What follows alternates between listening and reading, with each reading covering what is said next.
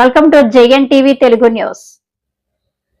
మహిళలను అవమానించేలా మాట్లాడిన అంబటి రాంబాబు సమాజానికి ఏం సందేశం ఇస్తున్నారు అని హోంమంత్రి అనిత అన్నారు. అలాంటి నేతల కోసం గౌరవమైన సభలో మాట్లాడడం అవసరమా?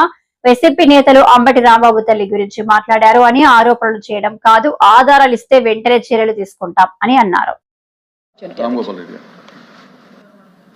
సైబర్ నేరగాళ్ల కార్యక్రమాలు ఉగ్రవాదులు తీవ్రవాదుల కంటే తీవ్రంగా ఉన్నాయి అధ్యక్ష. కనబొచ్చే ఉగ్రవాదులు తీవ్రవాదులతో సైన్యం కానీ పోలీసులు కానీ పోరాడుతున్నారు. ఈ కనపరాని సైబర్ నేరగాళ్ల ఉచ్చులో పడి అమాయక ప్రజలు అదే కాకుండా తెలివిగల వారు కూడా ఆర్థికంగా ఇబ్బందులు పడుతున్నారు అధ్యక్ష. ఇటీవల మనం కొన్ని పత్రికల్లో, జాతీయ పత్రికల్లో చూసాం అధ్యక్ష. అనేక రాష్ట్రాల్లో ఉండే ప్రజాప్రతినిధులు కూడా డిజిటల్ అరెస్టుల పేరుతో కోట్లాది రూపాయలు డబ్బులు పోగొట్టుకున్నారు అధ్యక్ష. వీటన్నిటిపైన కూడా నియంత్రణ చేయాల్సిన బాధ్యత అంటే అన్ని రాష్ట్రాలు, కేంద్ర రాష్ట్ర ప్రభుత్వాలు అందరూ సంయుక్తంగా పనిచేస్తేనే వీటిని అరికట్టేదానికి అవకాశం ఉంటుంది అధ్యక్ష. ముఖ్యంగా కొన్ని అంటే ఉత్తర భారతదేశంలో ఉన్న కొన్ని సెలెక్టెడ్ ప్రాంతాలకు సంబంధించిన వ్యక్తులే ఈ సైబర్ నేరాలకు పాల్పడుతున్నారంటే మన దేశంలో. అంతమంది విదేశాలకు సంబంధించిన అయితే సౌత్ ఆఫ్రికన్ కంట్రీస్ లో ఉన్న కొంతమంది, నైజీరియా కానీ ఈ ప్రాంతాల నైజీరియన్స్ ఎక్కువగా ఈ సైబర్ నేరాలకు పాల్పడుతున్నారని మనం వింటున్నాం అధ్యక్ష. ఏది ఏమైనప్పటికీ కూడా దీన్ని నియంత్రించాల్సిన బాధ్యత ఉంది. ఎంత అవేర్నెస్ ప్రోగ్రామ్స్ జరుగుతున్నప్పటికీ, ప్రభుత్వాలు చెప్తున్నా, పోలీస్ యంత్రాంగం చెప్తున్నప్పటికీ కూడా రోజు ఎక్కడోసారి ఈ సైబర్ నేరాల ద్వారా మోసపోయారనే వార్తలు ప్రతిరోజు కూడా వింటున్నాం అధ్యక్ష. దీనిపైన పటిష్టమైన చట్టాలు, అంతేకాకుండా ఖచ్చితంగా నిక్కచ్చితత్వంతో ఎవరైతే ఆ సైబర్ నేరాలు చేసే ప్రాంతాలను సెలెక్ట్ చేసుకుని కేంద్ర ప్రభుత్వ సహకారంతో వాటికి అడ్డుకట్ట వేయాల్సిన అవసరం ఉంది అధ్యక్ష. మంత్రి గారు వీటినాయుడు గారు లేరు. అధ్యక్ష, ఇది చాలా అందరికీ అవగాహన కలగాల్సిన subject, at the same time చాలా పెద్ద సబ్జెక్ట్ అధ్యక్ష. ఎందుకంటే ఇందాక సభ్యులు చెప్పినట్టుగా ఉగ్రవాదులు తీవ్రవాదులు కానీ వాళ్ళనే కనిపించేటట్టు ఉంటారు, కానీ ఈ సైబర్ నేరగాల పరిస్థితి ఎలా ఉంటారంటే ఎక్కడ ఉంటారో తెలియదు, ఏం చేస్తుంటారో తెలియదు, ఏ అకౌంట్కి వెళ్తుందో తెలియదు, మన డబ్బులు ఎప్పుడు పోతాయో తెలియదు, మనల్ని ఎవరు వచ్చి అరెస్ట్ చేస్తారు భయంతో ఇంచుమించుగా చాలా మంది ఇందులోని నేను చెప్పడానికి బాధపడుతున్నాను. At the same time awareness రావాలి కాబట్టి చెప్తున్నా అధ్యక్ష. చాలా మంది సైబర్ విక్టిమ్స్ లో చూస్తే బాగా చదువుకున్న వాళ్ళు ఎక్కువగా ఇందులో విక్టిమ్స్ అవుతున్నారు అధ్యక్ష. అది మా డిపార్ట్మెంట్ వాళ్ళు కూడా దీని మీద చాలా డీటెయిల్డ్ స్టడీ చేసిన తర్వాత అధ్యక్ష, ఫియర్ ఆఫ్ 5 ఫ్యాక్టర్స్ ఇందులోని మాక్సిమం చూసుకున్నాం అధ్యక్ష. నేను అందుకే బాగా చదువుకున్న వాళ్ళంటే ఆలు వస్తారండి ప్లీజ్. ఇది మనందరికి ఉపయోగపడేది, ఇందులో రన్నింగ్ కామెంటరీ అవసరం లేదేమో నా అభిప్రాయం. So thank you.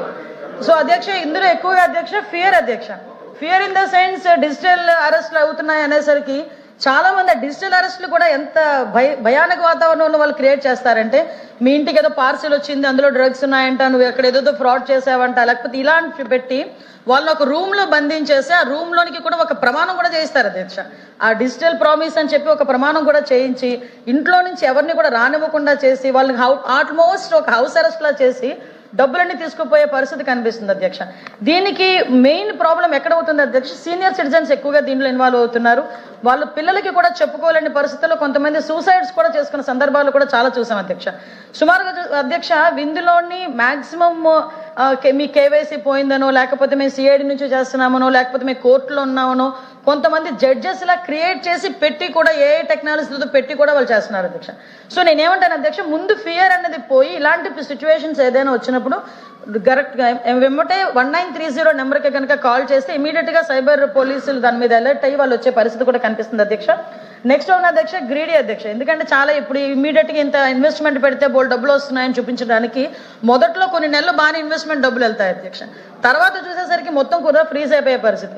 వీటిలో కొంతమంది ఇందాక మన వాళ్ళు చెప్పినట్టుగా కొంతమంది ఆఫీసర్స్ రీసెంట్ గా కూడా ఇంచుమించు 4-5 కోట్లు 5 కోట్లు కూడా, అది కూడా ఎంత నీట్ గా జరుగుతుందంటే, ఎంత సిస్టమేటిక్ గా ఆర్గనైజ్డ్ గా చేస్తారంటే వాళ్ళు కూడా ఒకసారి ఇన్వెస్ట్మెంట్ టిప్స్ ఎలా ఉంటాయి, మీరు వ్యాపారాలు ఎలా చేయొచ్చు రిటైర్మెంట్ అనే అమౌంట్ తో అని చెప్తారు. తర్వాత సేమ్ అదే దాన్ని మేము ఇన్వెస్ట్మెంట్ పెడతామంటే నో మీరు మీకు అర్హత లేదు, క్వాలిఫికేషన్ లేదు, మీరు మా దగ్గర 30 days ట్రైనింగ్ తీసుకోవాలని చెప్తారు. సో ఆటోమేటిక్గా మనం నమ్ముతాం. నమ్మేసరికి వెంటనే దాన్ని ఏం చేస్తారంటే 30 days తర్వాత ఆటోమేటిక్గా 3 కోట్లు 4 కోట్లు ఇన్వెస్ట్మెంట్ పెట్టి once upon a time freeze చేసేసి వెళ్ళిపోతున్నారు అధ్యక్ష. అంటే ఇలాంటి సిచ్యువేషన్స్ ని కూడా ఈ రోజు అరికట్టుకోవాల్సిన అవసరం ఉంది. At the same time main అంటే వాళ్ళకి ఇగ్నోరెన్స్ అనాలో అమాయకత్వం అనాలో అది ఒక టైప్ ఆఫ్ అమాయకత్వం.